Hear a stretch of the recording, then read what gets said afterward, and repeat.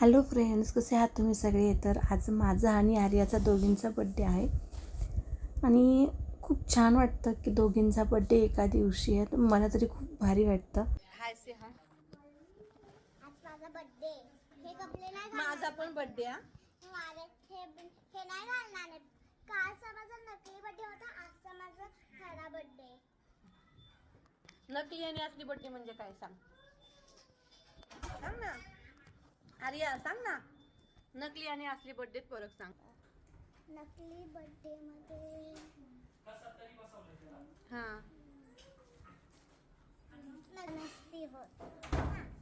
मग रात्री cake cut करून घेतला. निलेशने रात्री केक आणला होता आणि आर्याला मी आजही रात्री काही गिफ्ट देणार होतो आणि उद्यासाठी काही गिफ्ट ठेवले आहेत.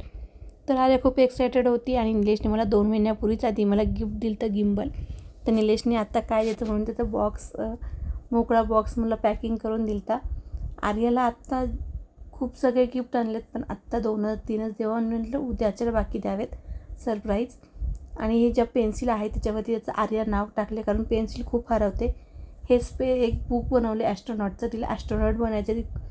आणि हे बुक्स आहेत त्याच्यात सगळे तिचे स्वतःचे फोटो आहेत आणि अशी छान एक स्टोरी आहे जी ती स्पेसपर्यंत पोहोचते. तिला एवढं ॲस्ट्रॉनॉटचं आवडतं ना, ती सगळं ॲस्ट्रॉनॉटचं म्हणजे खेळत असते. तर म्हटलं यावेळेस आम्ही ॲस्ट्रॉनॉटचीच थीम करणार, कारण तिला आवडते. आणि ही ॲस्ट्रॉनॉटची थीम पण केली नव्हती. नंतर निलेशने मुलांसाठी पिझ्झा मागवला होता आणि आज बिर्याणी पावभाजीचा मेनू होता. डेकोरेशनवाला दादाही आला तर डेकोरेशन करून गेला. इथे काही डेकोरेशन थोडं निलेश करत होते. आता मी दुसरे कपडे चेंज केले. मी पण तर चेंज केलं ना की नाही. मी तोच घातलाय.